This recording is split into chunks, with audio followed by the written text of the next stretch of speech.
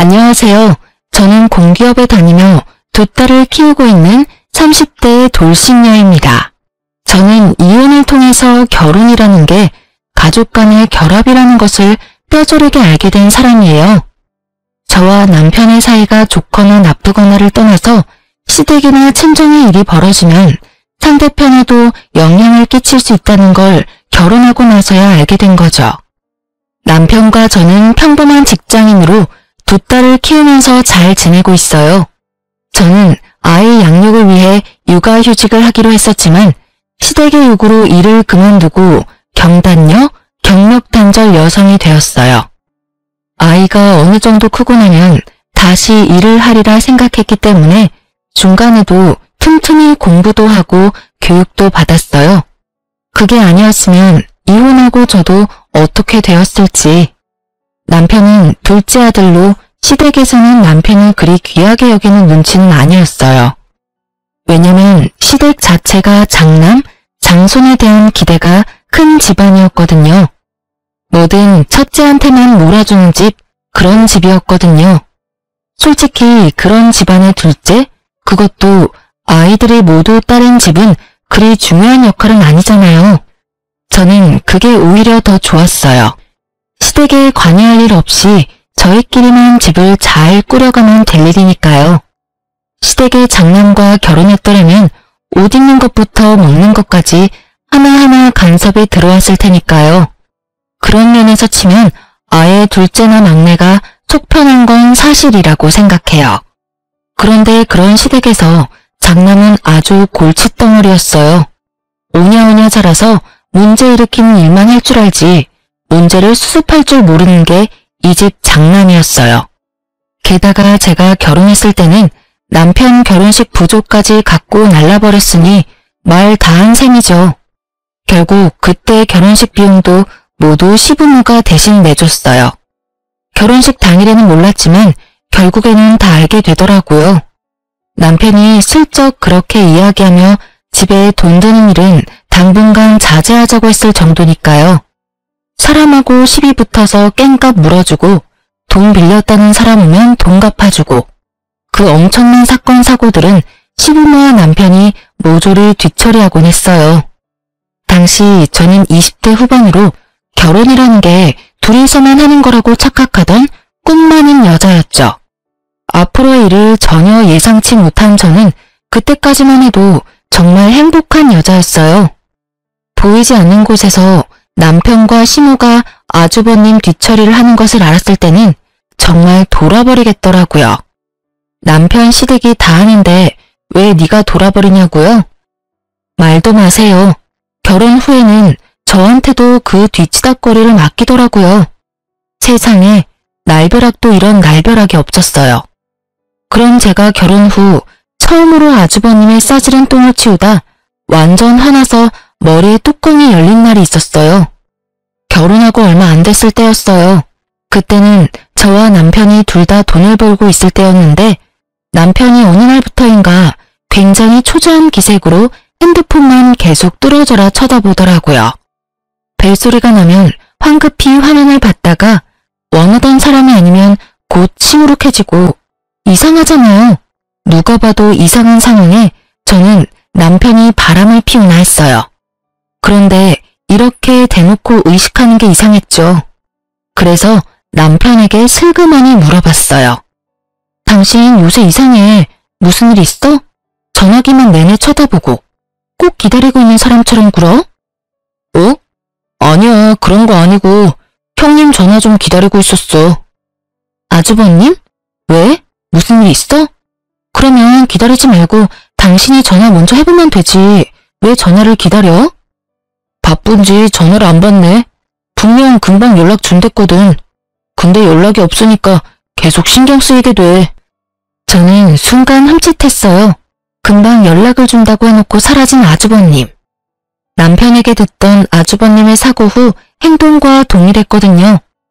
혹시 당신 아주버님한테 돈 같은 거 빌려주고 그런 건 아니지? 아니야, 돈을 왜 빌려줘. 그런 거 아니니까 걱정하지 마. 그런데 어떻게 걱정을 안 해요. 이렇게 대놓고 안절부절 못하는 남편을 보고서 결국 제가 집요하게 추궁하자 남편이 충격적인 사실을 털어놓더군요. 형님이 저번에 빌려준 돈 2배로 갚아준다면서 돈을 좀 빌려갔어. 원금의 2배 정도는 거뜬히 만들어줄 수 있다고 해서. 저는 이를 악물었어요. 소리라도 지르고 싶었는데 참았어요. 남편에게 물었죠. 그래? 얼마를 빌려줬어? 화나지 않는 제 말에 남편은 용기를 얻은 듯 조심스레 말하더군요. 5천만 원 정도? 미쳤어? 5천만 원이 어디 있어서 돈을 빌려줘? 당신 결혼식 때에도 결혼식장에서 돈 다 뺏긴 거 기억 안 나? 그래서 어머님이 돈 대주셨잖아. 그리고 우리 이제 곧 첫째 아이 태어나. 빚까지 지면 우리 어떡해? 육아휴직 해도 돈 얼마 안 나올 텐데 거기에 대출까지 있으면 우리 파산이야. 돈 없다고 했더니 빌려서 갖다 주면 첫 번째 이자 내는 날 되기 전에 돈 불려서 돌려준다고 해서. 근데 내일이 이자 내는 날인데 아직 연락이 없어. 그렇게나 당하고도 또 속아버린 남편을 보며 저는 아픈 머리를 꾹꾹 눌러댔어요. 호구도 이런 상호구가 없었어요. 게다가 가족들 등쳐먹는 아주버님이라는 작자에 대한 신용도는 밑바닥을 쳤고 남편에 대한 신뢰도 조금씩 깎이는 기분이었죠. 아주버님이 그 돈 돌려줄 거라는 환상 좀 버려. 그렇게 당하고도 여태 그걸 몰라? 이제 막 이 집 식구 된 나도 아는걸. 우리 선에서는 그거 어떻게 못해. 완전 폭탄이잖아. 나 지금 만삭이고 애 낳으면 일 그만두기로 이미 이야기 다 됐어. 내 후임까지 구한 상태에서 번복은 못한다고. 오늘까지만 기다려보자. 형님이 전화할 수도 있고. 벌써 오후 6시가 넘었어. 연락하면 애초에 했어야지. 당신은 그렇게 당하고도 아직 믿어?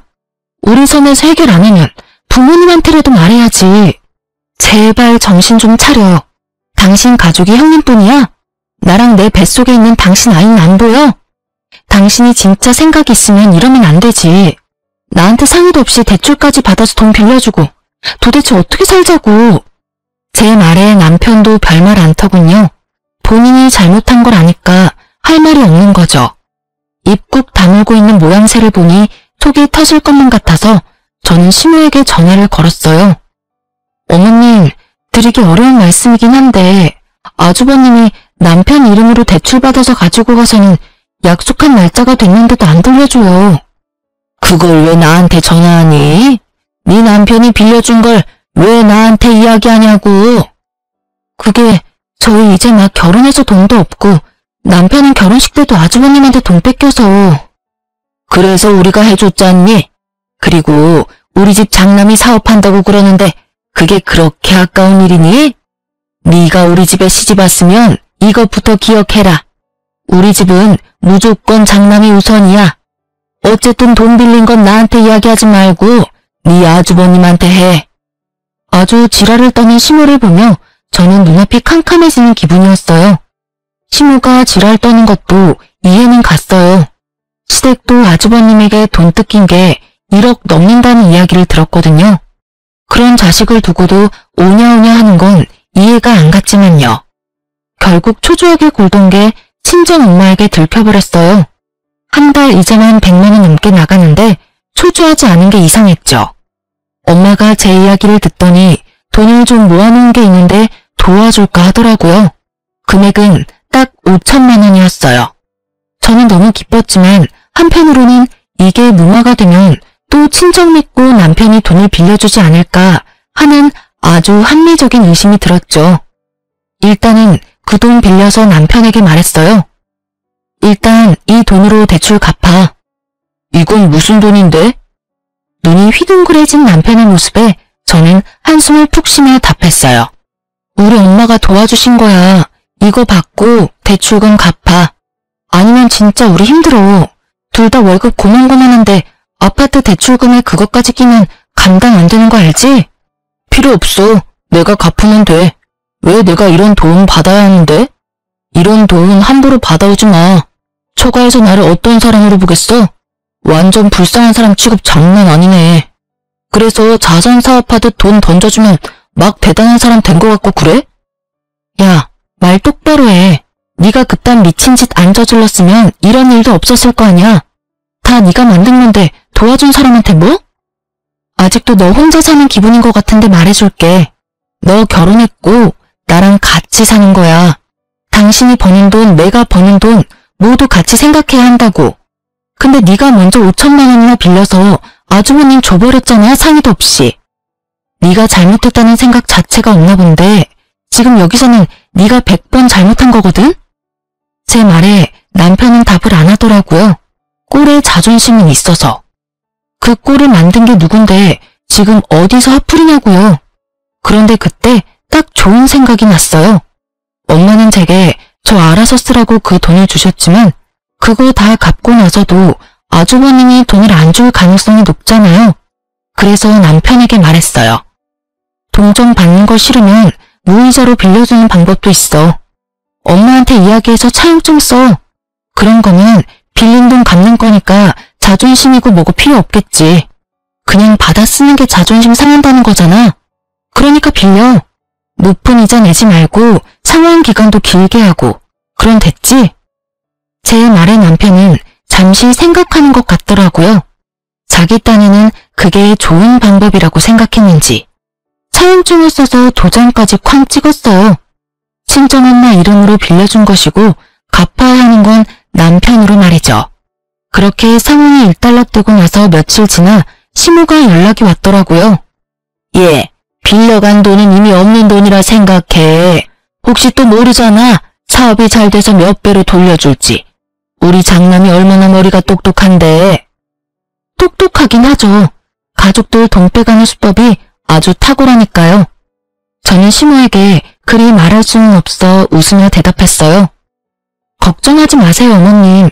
그 돈 저희 친정어머니가 빌려주셨거든요. 요즘 세상에 그 이자로 돈을 어떻게 갚아요?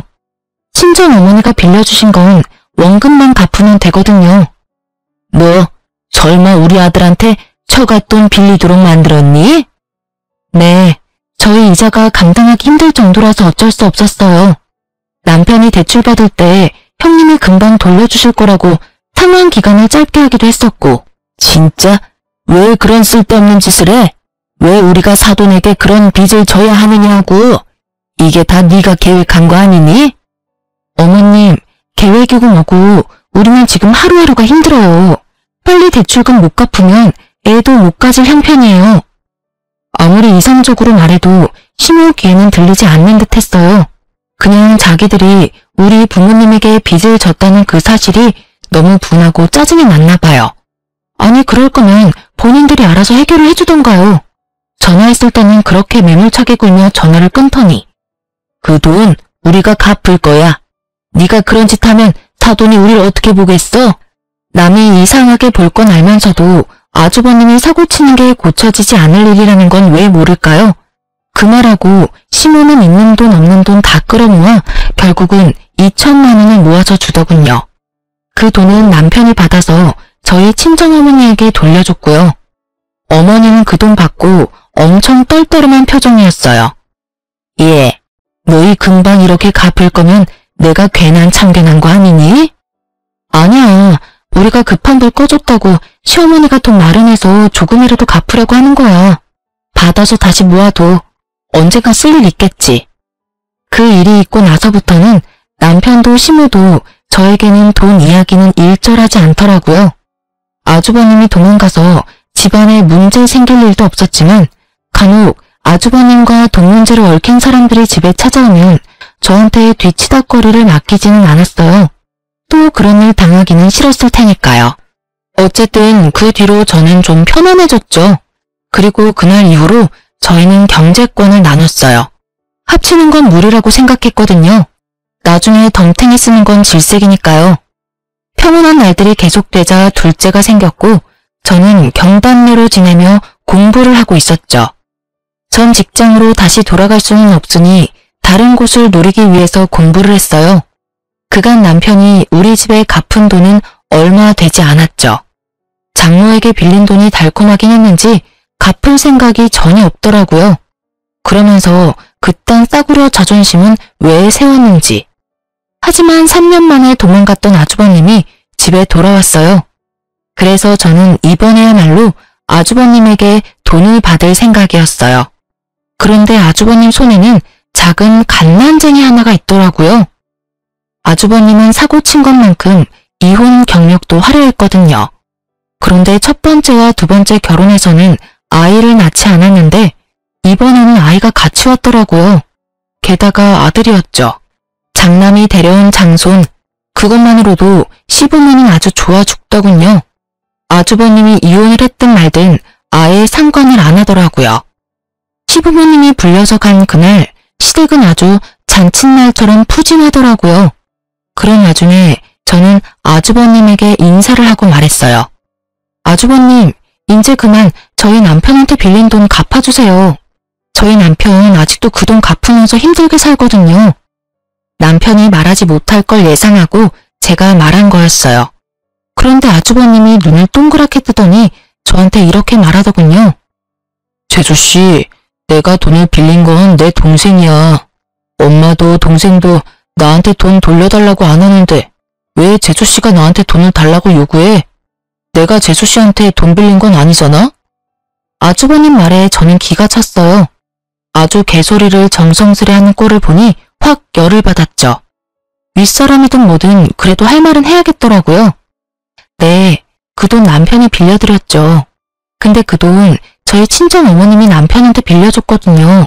그러니까 갚으셔야죠. 솔직히 결혼 전에는 어떠셨는지 모르겠는데 결혼했으니 저도 남편이 하는 일에 충분히 간섭할 수 있거든요. 그게 가게를 위협하는 일이면 더더욱 그럴 수밖에 없고요.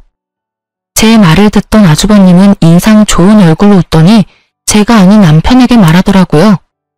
너 좋은 와이프 얻었네. 남편 일에 화낼 줄도 아는 와이프. 좋지.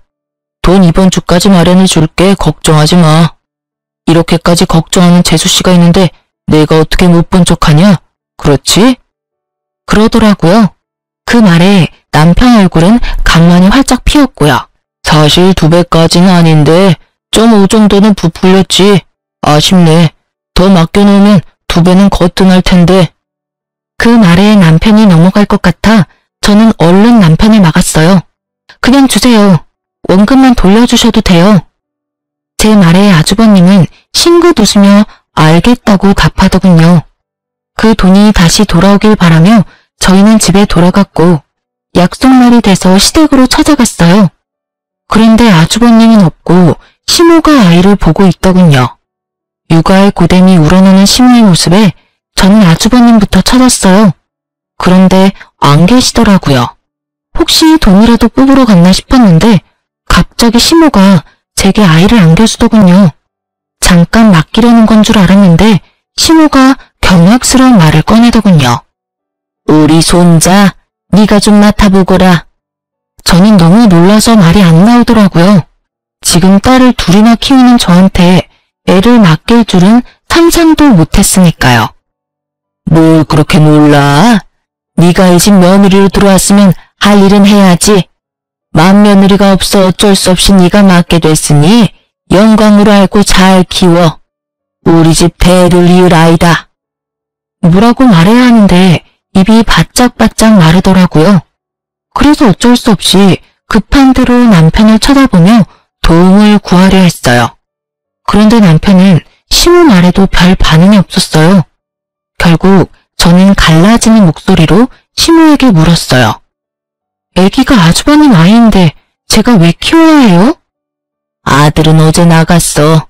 애 엄마가 애 주는 조건으로 돈 달라고 했단다. 그래서 1,000만 원 들려서 보냈어. 이혼했으니 그냥 애를 가져올 수도 없는 노릇 아니냐? 아주버님은 또 돈을 두고 날라버린 거였어요.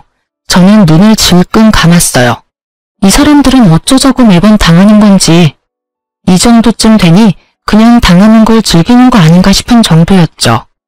그럼에도 덤덤한 저 표정, 이 집구석에서 답답한 건 저뿐이더라고요. 그리고 아이에게 죄가 없다는 건 제가 잘 알아요. 2딸을 키우고 있는 저니까요. 그런데 그렇다고 제가 그 아이를 맡아 키워야 할 이유가 대체 어딨냐고요. 어머님, 저는 그 애 못 키워요. 아주버님이 키우면서 잠깐씩 봐주는 거면 또 몰라도 이렇게 제 애처럼 키우면 우리 애들은요? 딸애들은 쓸모없지 않니?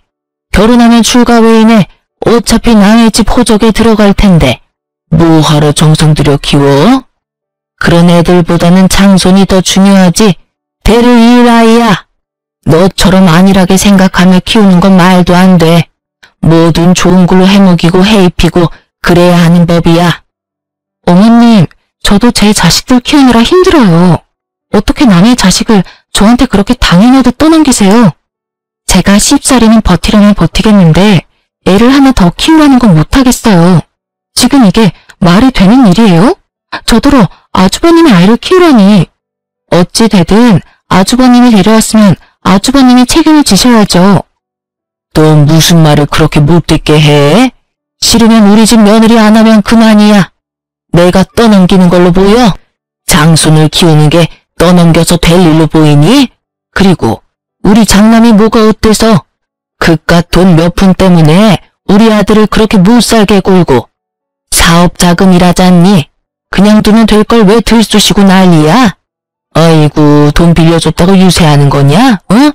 그래서 우리 아들한테 빚쟁이처럼 돈 내놓으라고 난리를 쳤어? 집에 오랜만에 온 애 여독을 못 풀게 하고 쫓아보내듯이 한 게 누군데? 그러면 아주버님이 잘했다는 말이에요? 아니, 어느 집구석이 매번 돈만 가져가서 도망치는 자식을 가만히 내버려둬요. 우리 집 같으면 두드려 패서라도 인간 만들 거예요. 적어도 다른 사람한테 피해는 주면 안 되죠. 그건 어머님도 마찬가지고요. 매번 장남. 어머니한테 장남이 중요하듯이 저한테는 제 아이들이 더 중요해요. 그러니까 저한테 그 아이 맡길 생각 조금도 하지 마세요. 저는 맡을 생각도 없고 맡을 이유도 없어요. 여보, 그만 좀 해. 애 하나 봐주는 거 가지고 왜 이 난리야? 형님이건 누구이건 일단 우리 집안 아이야. 당신이 봐줄 이유는 충분하고도 넘쳐. 솔직히 애들 키우는 김에 하나 더 키운다고 생각하면 그렇게 어려운 일도 없잖아. 네 눈에는 육아가 그렇게 쉬워 보였어? 하긴 밤낮 안 가리고 애 울 때도 손가락 까딱 안턴 당신이 뭘 알겠어? 난 돌아서면 밥 줄 생각에 놀아줄 생각에 넘치는 빨래 걱정, 집안일 걱정이 태산이야. 당신이 이 중에 하나라도 관심 있어 본 게 있어? 매번 쥐꼬리만한 월급 가져오면서 돈 번다는 이유로 나한테 애 다 맡겨놨으니 저 갓난쟁이는 밤낮 없이 돌봐야 해. 그러면 네가 볼래? 네가 애 분유 먹이고 기저귀 갈고 다 할래? 당신이 할 것 같으면 나도 거절 안 할게. 근데 당신 안 할 거잖아. 아니, 못 할 거잖아. 어차피 일한다는 핑계로 아침 8시부터 저녁 8시까지 집에는 오지도 못하는 주제에 네가 애 보냐? 내가 애 보지. 그러면 나한테 최소한 어떻게 할지 물어라도 봐야지. 당신은 항상 그래. 바뀐 게 단 하나도 없어. 아주버님한테 돈 뜯길 때도 나한테 아무 말 없이 그 큰 돈 턱턱 빌려주더니 이번에도 나한테 말도 없이 애 맡기려고 하는 그 생각이 완전히 글러먹었다고. 남편에게 지금껏 쌓아온 모든 걸 내뱉고 났더니 속이 후련하더라고요. 제 폭주를 지켜보던 시모는 눈을 크게 뜨고 놀란 눈치였고 남편도 당황한 기색이 역력했죠. 저는 내친 김에 질러버렸어요. 나 이런 식으로는 절대 같이 못 살아. 당신은 나한테 실망만을 안겨줬고 나는 이제 더 이상 당신이 친 사고 아주버님이 친 사고 감당하지 못해. 가족이라서 당연히 감당해야 할 일들이라면 차라리 가족 안 하는 게 낫겠어. 그냥 우리 헤어지자. 야, 너 생각나는 대로 말하지 마. 생각을 하라고. 헤어진다고 해서 네가 잘 살 것 같아? 너 지금 아무것도 없는 여자야. 직장도 없고 돈도 없고 아무것도 없어. 그리고 위자료도 못 가져가겠지. 나는 그렇게 잘못한 일이 없으니까. 잘못한 게 왜 없어? 당신이 나 몰래 그 큰 돈 빌려준 게 이미 잘못한 거야. 그리고 어머님이 나한테 그 아이 맡으라고 한 것도 잘못한 거고. 내 걱정하지 말고 당신 걱정이나 해. 나는 이혼하면 당장 차용증으로 당신이 우리 엄마한테 빌린 돈부터 받아낼 거니까. 확 소리치고 밖으로 나왔는데 바람이 너무 시원하더라고요. 그 한겨울에 고래고래 고함 지르느라 온몸이 땀으로 흠뻑 젖었더라고요. 저는 집으로 돌아와 짐을 쌌어요. 그리고 애 둘을 데리고 그 집에서 나왔어요. 저녁에 애를 데리고 올까봐 겁났거든요. 그러면 또 얼떨결에 애를 맡게 될지도 모르니까요. 그렇게 집에서 나오고 저는 남편에게 우편으로 이혼 서류를 보냈어요. 그날 저녁에 남편에게서 연락이 왔어요. 나는 절대 이혼 안 해줄 거야. 당신이 뭔데 나한테 이혼하지 말자는 건데? 이혼하더라도 내가 원해서 해야지. 이런 거 나는 허락 못해. 그러니까 당장 집으로 돌아와. 지금 오면 당신이 어머니하고 나한테 한 그 일들 눈 감고 넘어가 줄 수 있어. 지금 안 오면 안 봐줄 거야? 당신이 뭘 봐줘? 나는 돌아갈 생각 전혀 없어. 이혼 안 하고 싶다고 안 할 수 있다고 생각하나 본데 그러면 난 이혼 소송할 거니까 그렇게 알아. 이혼한다고 당신이 뭘 어떻게 할 건데? 일 안 하면 애들 못 데리고 가는 거 알지? 그래, 그래서 직장 구하는 중이야. 어떤 사람이 보더라도 문제 없는 직장 구할 테니까 내 걱정하지 말고 당신 걱정이나 해. 소송하면 당신이 나한테 좋아할 게 하나둘이 아닐 테니까. 아니, 애 하나 맡아달라는 게 이혼까지 할 문제야? 이해가 안 되잖아. 애 둘 키우면서 하나 더 키우는데 무슨 문제냐고. 문제 당연히 있지. 지금 애들 키우는데도 내가 이미 한계거든. 셋이나 키우라고? 내 자식도 아닌 아이를?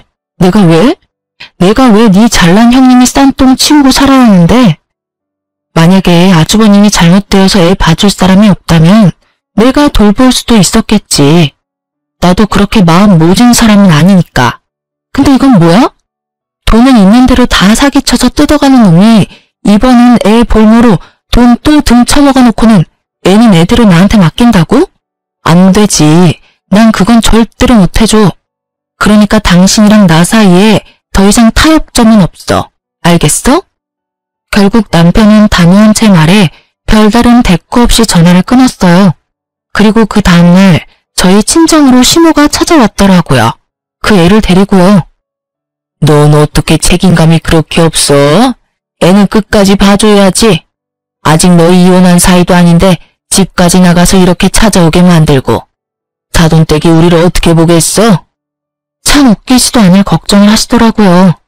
이미 우리 부모님 내에서 저희 시댁은 평판은 제로인데 말이죠.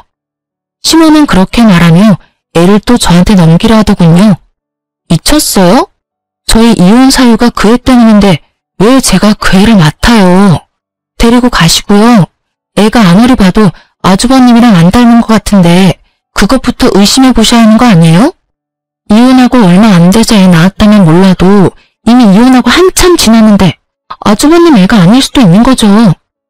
제 말에 시모가 흠칫 놀란 얼굴을 하더라고요. 하긴 자기도 장남한테 그만큼 당했으니 이제는 장남의 수법을 알 때도 됐겠죠.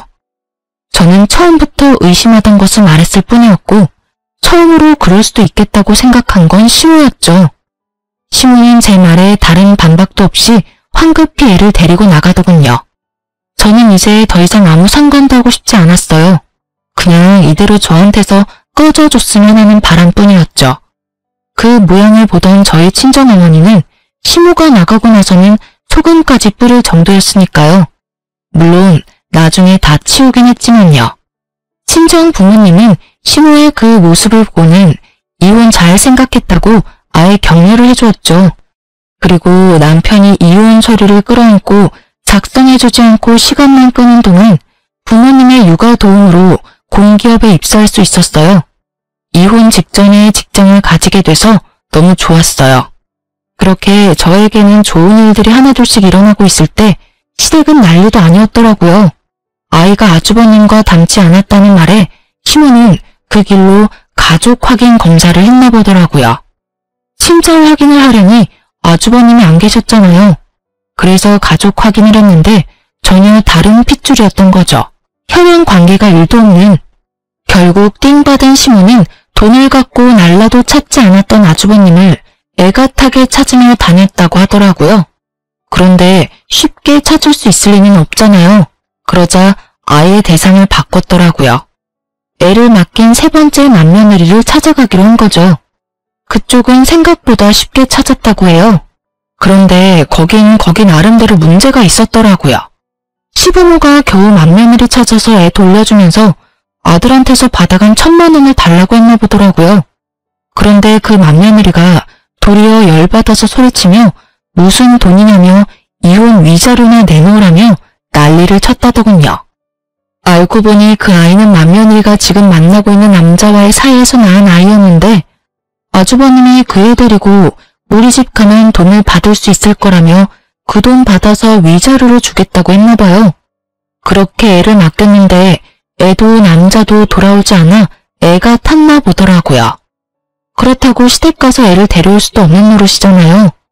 어차피 돈을 받아갔으니 자기도 한통 속으로 몰릴 것 같고. 그렇게 고민하던 차에 시부모가 직접 왔으니 차라리 잘 됐다 싶은 거죠. 애도 돌려받고 도망간 아주버님 대신에 시부모에게 위자료를 대신 받을 수 있다고 생각했던 것 같아요. 근데 그 세 번째 맏며느리와 그 맏며느리의 무서운 남자친구 때문에 시부모님은 결국 위자료에다가 애까지 납치했다는 이유로 돈을 더 뜯어나갔다더군요. 그 이야기를 전해 듣는데 참 조금 있으면 그 집과 인연을 끊을 수 있다는 게 참 다행이라는 생각이 들더군요.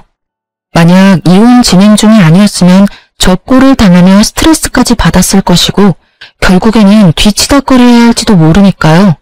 그리고 남편도 아주버님이 친 사고 때문에 곤란한 건 마찬가지였어요. 당신 엄마가 빌려준 돈 빨리 갚아줄래? 5천만 원 빌려가서 2천만 원 갚았으니까 3천만 원 돌려줘야지. 갑자기 진짜 빚쟁이처럼 굴 거야? 당신도 알잖아. 나 돈 없어. 어차피 버는 것도 얼마 안 되는데 그냥 날 팔아서 가지고 가, 응? 그게 더 빠르겠다. 그럴 필요 뭐 있어? 그냥 대출해. 아주버님한테는 대출도 잘해주더니. 왜? 장모한테 빌린 건 대출하기가 싫어? 그런 거 아니야. 대출은 웬만하면 안 하려고 그러는 거지. 그래? 그러면 이거 없던 걸로 하고 당신 살고 있는 우리 신혼집 나한테 줄래?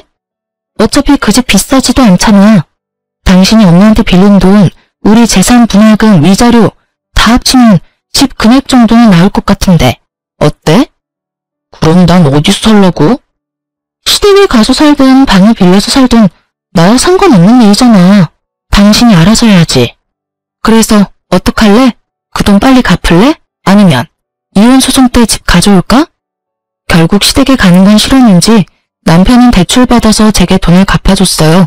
저는 그걸 엄마에게 줬는데 엄마는 그거랑 저번에 시모에게 받았던 2천만 원을 같이 주면서 이번에 이혼하고 받게 되는 돈이랑 합쳐서 새 집을 얻으라고 하더라고요.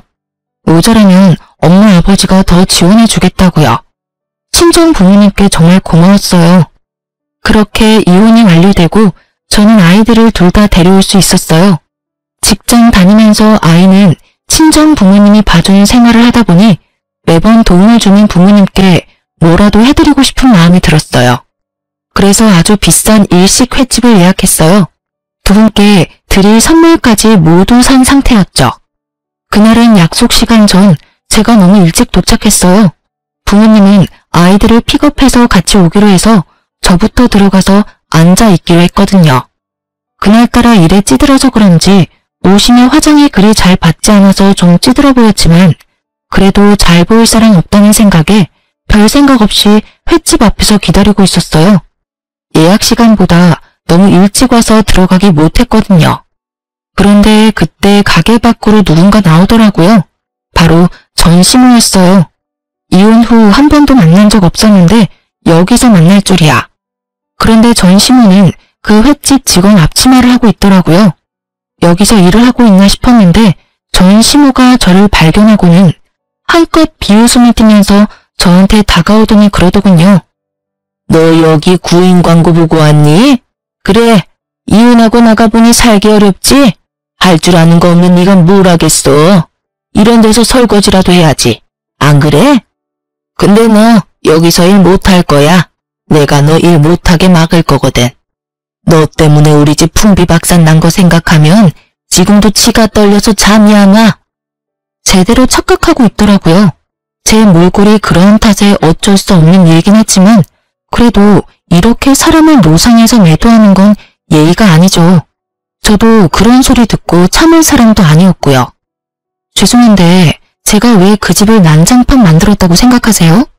원래부터 그 집안이 난장판이었는데 저한테 책임 전가하는 거 이제 그만두세요.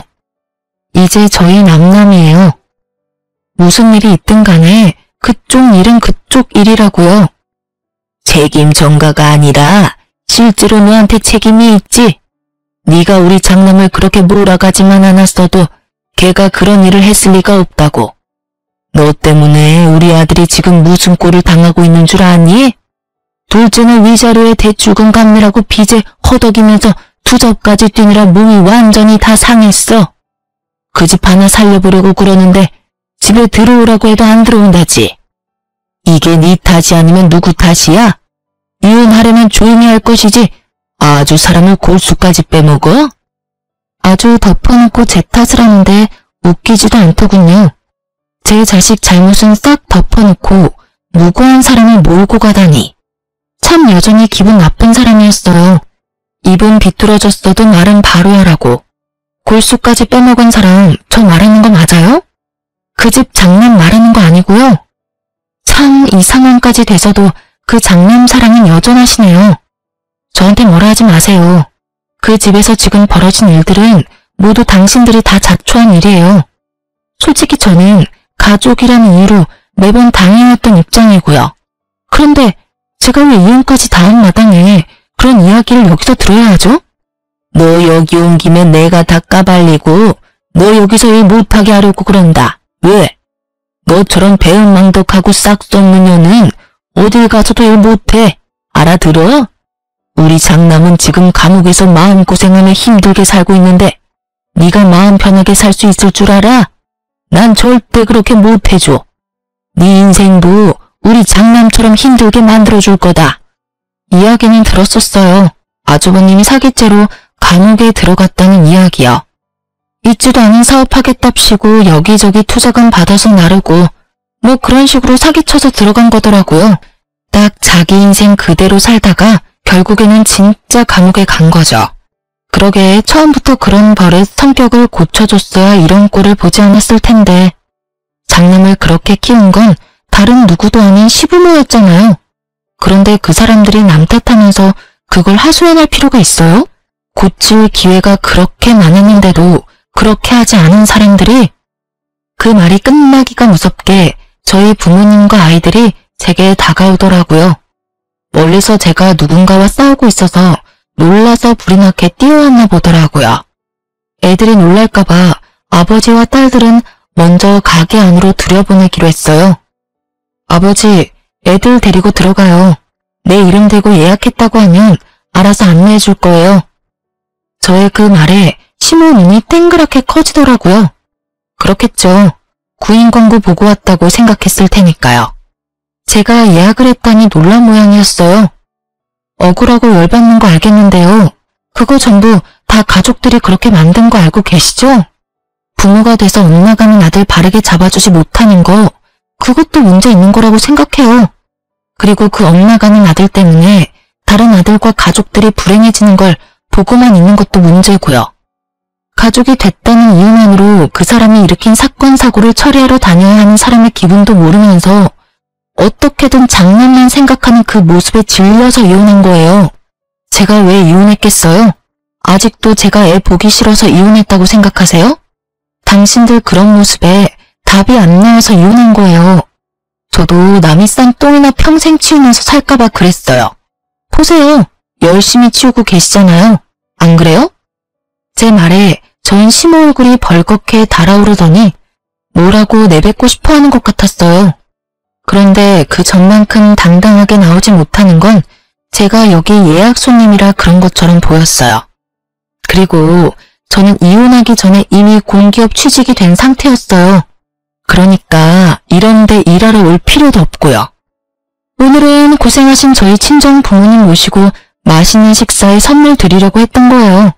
밥맛이 있을지는 모르겠지만요. 결국 아무 말 못하고 부들부들 떠는 아줌마를 내버려두고 저는 가게 안으로 돌아왔어요. 미리 시켜놓은 대로 제일 비싼 코스 요리를 먹고 있으니 전 시모 눈에서는 불이 활활 타오르더라고요. 게다가 음식을 서빙하는 것도 아주 불성실하고 불친절하게 하고요. 결국 저는 중간에 사장님을 불러서 저희 테이블은 서빙하는 사람을 다른 분으로 바꿔달라고 요청했어요. 사장님이 연신 허리를 굽히며 사과하더니 결국 밖에서 시무가 혼나고 있더군요. 왜 손님한테 그렇게 잡아 죽일 것 같은 얼굴을 하느냐고요. 혼나면서도 저를 흘깃 쳐다보는 시무를 보니 여전히 바뀌지 않겠다는 생각이 들더군요. 그 뒤로는 그 횟집에서 더 이상 시무를 볼 수 없었어요. 아마 그 뒤로 잘렸거나 본인이 그만뒀겠죠. 결국 마지막까지 제 탓만 하던 아줌마라서 앞으로도 쭉 그렇게 살 것 같아요. 지금 생각해보면 그때 빠져나온 게 참 다행이라는 생각이 들어요. 그 꼴 보며 오래 살았을 리 없다고 생각하거든요. 제가 이혼을 겪으면서 생각한 건 생각보다 결혼이란 건 각자의 가족에 미치는 영향이 크다는 점이었어요. 그래서 지금 결혼을 생각하는 젊은 분들에게는 꼭 알려드리고 싶었어요. 왜 부모님들이 상대방 부모님과 집안 분위기를 신경 쓰는지 당연할 수밖에 없더라고요. 저처럼 이렇게 잘 알아보지 못하고 또는 별거 아니라는 생각으로 가볍게 결혼을 생각했다가는 이렇게 피보는 일이 생길 수가 있거든요. 저희 부모님도 제 결혼 때 신경을 쓰긴 했지만 그때는 아주버님의 그런 생각들을 모두 제대로 알고 있었던 게 아니었으니까요. 만약 알아볼 수 있다면 최대한 상세히 알아보고 결혼하는 것이 좋아요. 그리고 결혼을 하신 분들이라면 최대한 거리를 두시는 게 좋을 거라고 말씀드리고 싶네요. 가까우면 저처럼 이용당할 수 있거든요. 저의 결혼 생활에 그런 것을 생각하지 못한 게 흠이긴 하지만 저의 경험으로 인해서 다른 분들께 알려드릴 수 있는 기회는 생겼잖아요. 그리고 이미 그곳과는 멀리 떨어진 채 자유롭게 잘 살고 있으니까요. 혼자서 애 둘을 키운다는 건 쉬운 일은 아니에요. 편하기보다는 힘들고 평온하기보다는 전쟁 같은 날들이 더 많죠. 그렇지만 확실한 건 다른 사람의 친사고로 제가 고통받는 일은 없다는 게 중요한 거죠. 글을 쓰다 보니 참 저도 대단한 집에 있었다 싶네요. 글 읽으면서 답답하게 느끼셨다면 안심하세요. 저는 지금은 전혀 그렇지 않으니까요.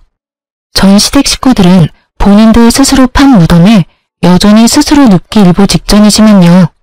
생각보다 글이 길어졌네요. 시간 내에 읽어주신 분들에게 작은 재미, 작은 도움, 작은 위로가 될 수 있기를 바라요. 모두 즐거운 하루 보내세요.